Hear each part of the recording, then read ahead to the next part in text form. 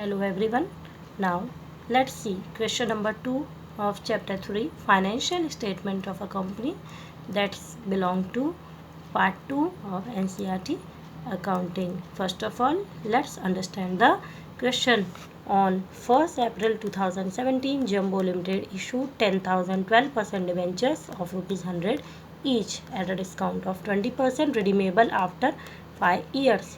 एक कंपनी है जम्बो limited 10,000 debenture issue कर रही है। कब? ऑन April 1, 2017 को। नंबर ऑफ डिबेंचर इशू 10,000, ₹100 का एक डिबेंचर है और इशू कितने में कर रही है? 20% डिस्काउंट पर।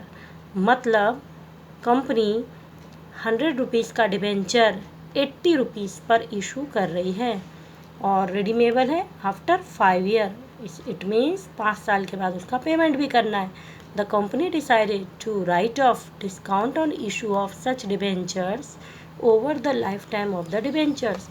जितना भी 20% के हिसाब से जितना भी टोटल डिबेंचर का डिस्काउंट आता है, कंपनी उसको पूरे डिबेंचर के लाइफ टाइम में धीरे धीरे राइट ऑफ करेगी। लाइफ टाइम मतलब 5 साल में। Show the items in the balance sheet of the company immediately after issue of these debentures. आपको क्या पूछा गया है कि कंपनी की बैलेंस शीट में सारे आइटम आपको शो करने हैं। So let's see the solution. सबसे पहले कंपनी का नाम jumbo limited, balance sheet as at April 1, 2017. The first item, equity and liabilities. Equity and liabilities include shareholders fund, and shareholders fund is the major heading and the sub heading will be share capital. अब इस numerical में company कोई भी share issue नहीं कर रही है, the amount will be nil. Reserve and surplus कुछ भी नहीं होगा, नील।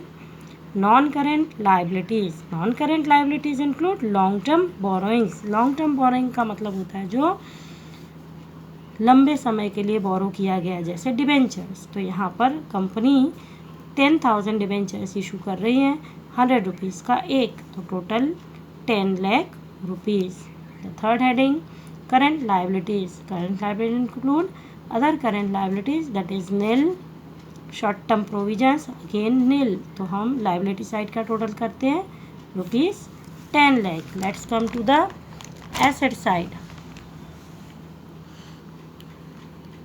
Asset side include the first item, non-current assets. Non-current assets include other non-current asset ₹1,60,000. How this 1,60,000 come? I'll explain in the note to account. That is note number 2. The second is current assets. Current assets again include other current assets. That is here 40,000. कैसे आया amount? Later I'll explain you. Cash and cash equivalent. Note number 4. 8 lakh rupees. 8 lakh कैसा है? Company 10,000 debenture issue करती है, ₹80 का एक debenture, क्योंकि 20% discount है तो कंपनी को कैश एट बैंक कितना आया कंपनी के पास? ₹80 के हिसाब से टोटल आ गया 8 लाख रुपीज़। सो जैसे आप एसेट साइड का टोटल करेंगे, liability and asset both should be equal ₹10 lakh. Now let's see note to accounts. Note number 1 is long term borrowings. Long term borrowing include 12% debentures, 10 lakh के हैं। Other non current assets, other non current assets में include होगा unamortize discount on issue of debentures. इसका मतलब है अनएमोर्टाइज का मतलब है जो अभी तक राइट ऑफ नहीं किया गया, डिस्काउंट का वो अमाउंट जिसको अभी तक कंपनी ने राइट ऑफ नहीं किया। तो अच्छी तरह इस क्वेश्चन में आप समझिए, 10 लाख रुपीज़ के टोटल डिबेंचर हैं, डिस्काउंट हुआ 20%, मतलब टोटल डिस्काउंट कंपनी दे रही है 2 लाख। अब ये जो 2 लाख रुपीज़ का टोटल डिस्काउंट है, इसको कंपनी कितने साल में राइट ऑफ करेगी? 5 ईयर में। 5 साल के लिए इशू किया है ना, इट मीन्स 40,000 रुपीज़ जो है वो कंपनी हर साल राइट ऑफ करेगी। कब तक करेगी? 5 साल तक। तो 5 साल में पूरा 2 लाख हो जाएगा। तो यहाँ पर हमें पूछा है डिस्काउंट का कौन सा अमाउंट अनअमोर्टाइज है, मतलब अभी तक राइट ऑफ नहीं किया है कंपनी ने। तो पहले साल कंपनी 40,000 राइट ऑफ करेगी, तो 2 लाख में से 40,000 माइनस करेंगे तो 1,60,000 अनअमोर्टाइज डिस्काउंट यहाँ पर शो किया जाएगा। देन अदर करेंट एसेट्स में unamortize discount on issue of debentures, discount का वो पार्ट जो इस पहले साल में अनअमोर्टाइज है, तो ये होगा आपका 40,000। इस साल राइट ऑफ कितना कर रही है? 40,000। Next is cash and cash equivalent.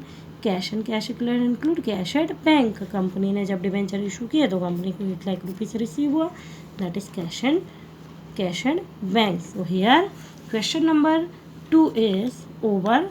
Let's see question number 3.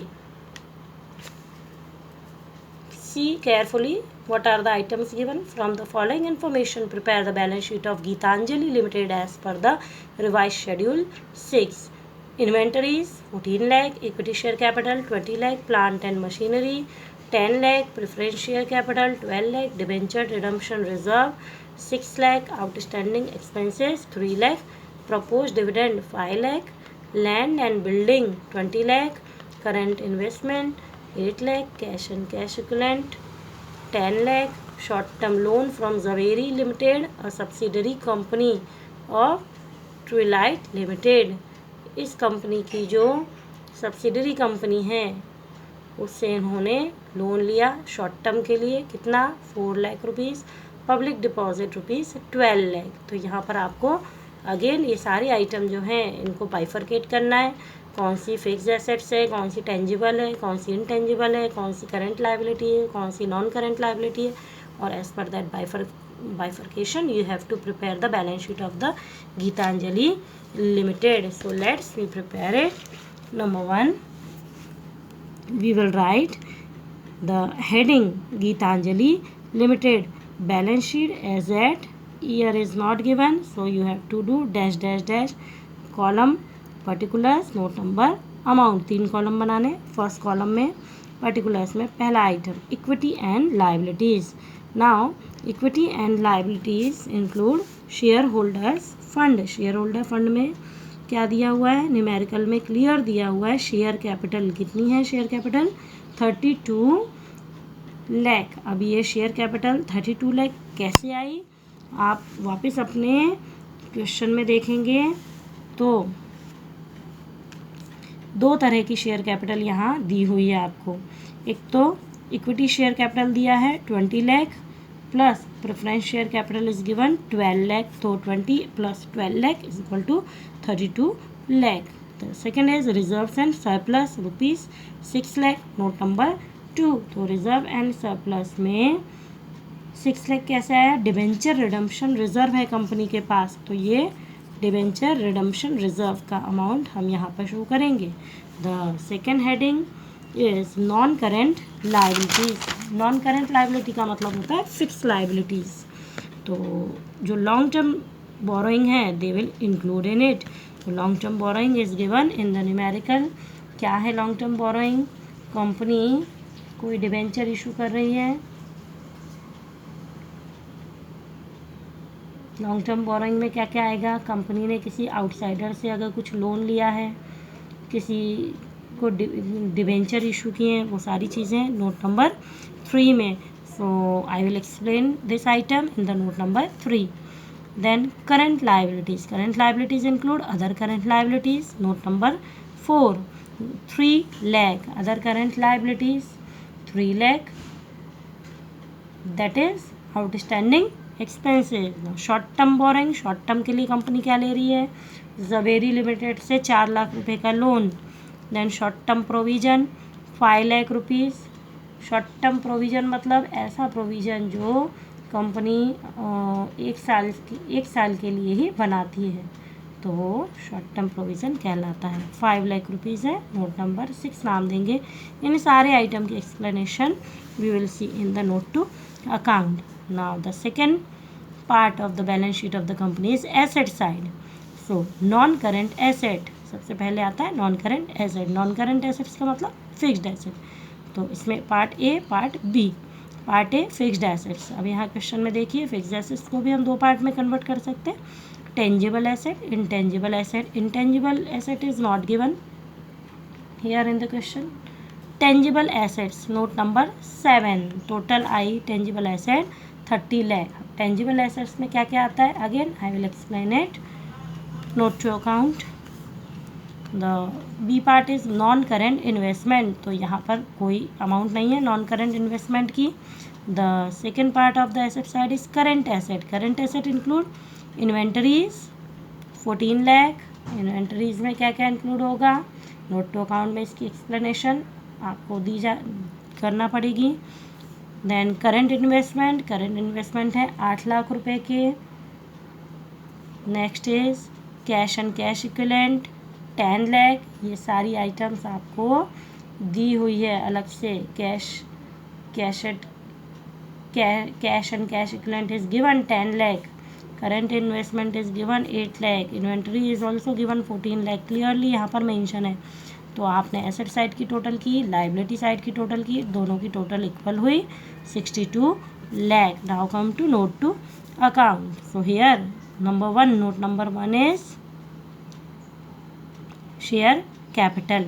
Share capital divided into 2 part. यहाँ 2 शेयर कैपिटल है, equity and preference 20 + 12, total 32 lakh share capital. Reserve and surplus में डिवेंचर रिडम्पशन रिजर्व गिवन है 6 lakh. Long term borrowing मतलब public से जो भी deposit लिया 12 लाख रुपए।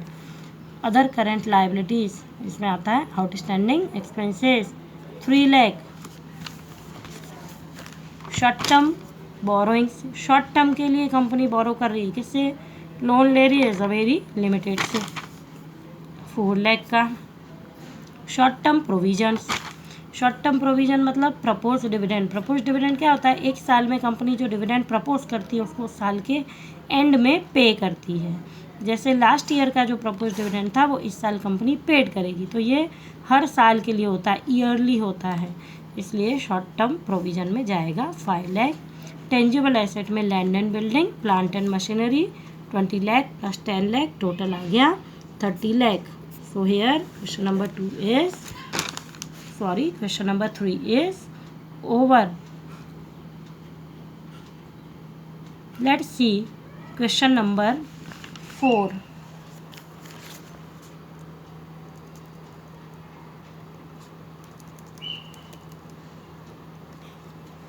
From the following information, prepare the balance sheet of GEM Limited as per the revised schedule 6.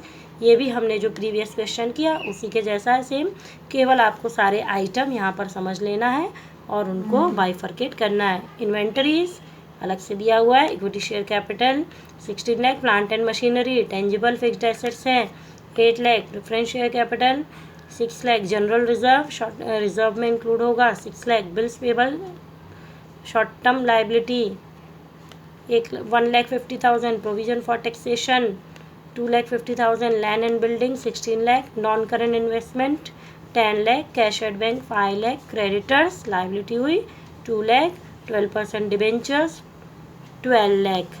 So we will prepare, let's see the solution of 4.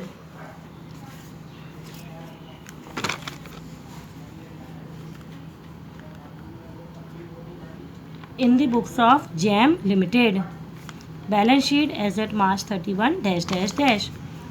Particulars, note number, amount, equity and liabilities. First part, shareholders fund. Shareholder fund includes share capital. Note number 1, 22 lakh. Now here I am shortly explaining you the item in detail. Amount I will discuss in note to account. So shareholders fund में पहला item share capital, the second item reserve and surplus. तो reserve and surplus again it is given in the question 6 lakh. Second non current liabilities, non current liability में part A long term borrowings, long term borrowings is also given, debentures यहाँ पर आता है 12 lakh, note number 3। Third current liabilities, A short term borrowings, B trade payables, trade payable note number 4 3,50,000, now short term provisions 2,50,000 हमने equity and liability side का total किया, that is 46 lakh. Now let's come on asset side. Asset side include number 1 non current assets. Non current assets के different part. Fixed assets में पहला tangible asset, note number 6 24 lakh. अब ये 24 lakh कैसा है, note to account में explain किया जाएगा. B part non current investment, it is given in the numerical 10 lakh. The second is current assets. So the current assets are A, inventories 7 lakh, it is given in the question. Cash and cash equivalent 5 lakh, it is calculated in note to account. So the total will be 46 lakh. Now let's move to note to account. सबसे पहला note number share capital. Share capital में दो तरह की share capital यहाँ आपको दी हुई है. Equity share capital 16 lakh, preference share capital 6 lakh. तो टोटल हो गया 22 lakh. Reserve and surplus, it is given in the question. General reserve 6 lakh. Long term borrowings 12% debenture यहाँ पर इंक्लूड होंगे 12 lakh रुपीज़ के. फिर ट्रेड पेबल में दो आइटम इंक्लूड होंगे, 2 lakh रुपीज़ के क्रेडिटर्स एंड 1,50,000 के बिल्स पेबल. तो टोटल आ गया 3,50,000. फिफ्थ नंबर का नोट नंबर देखिए, short term provision. Short term provision include provision for taxation rupees 2,50,000. ना note number 6 tangible asset. Tangible assets include 2 type of assets which are given in the question. 16 lakh का land and building, plant and machinery of rupees 8 lakh. तो total will be 24 lakh. Cash and cash equivalent, it include cash at bank 5 lakh. Cash at bank 5 lakh, it is also given in the question. So here we have completed question number 4. Thank you.